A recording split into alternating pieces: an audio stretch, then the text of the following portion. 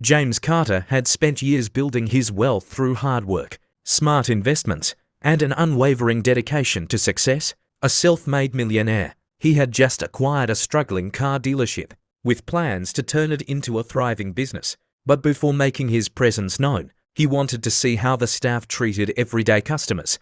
Dressed in casual jeans and a hoodie, James walked into the dealership, admiring the showroom's selection. As he approached a luxury sedan, a sales associate named Rick sneered at him. "Hey, buddy, you lost," Rick scoffed, eyeing James from head to toe. "We don't do test drives for people who can't afford these cars." James raised an eyebrow but remained calm. "I was just looking. Do you have any promotions?" Rick chuckled. "Promotions? Listen, we don't waste time with window shoppers.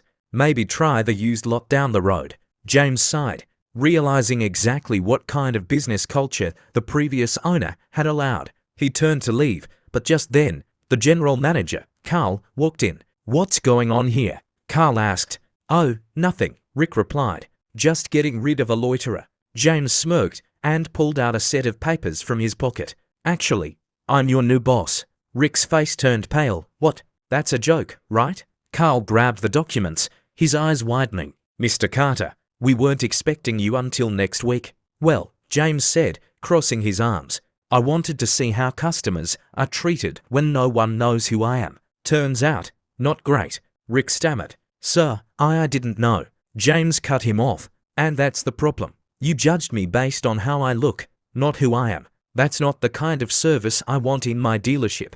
Carl swallowed hard. "I assure you, sir, this isn't how we normally operate."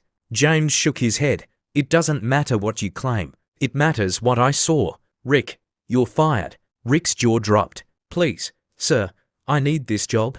James looked at Carl and you, as the manager, allowed this culture to exist. "You'll need to prove to me that you deserve to stay." Carl nodded quickly, sweat forming on his forehead. "I'll do whatever it takes, Mr. Carter." James took a deep breath. "Starting today, this dealership changes.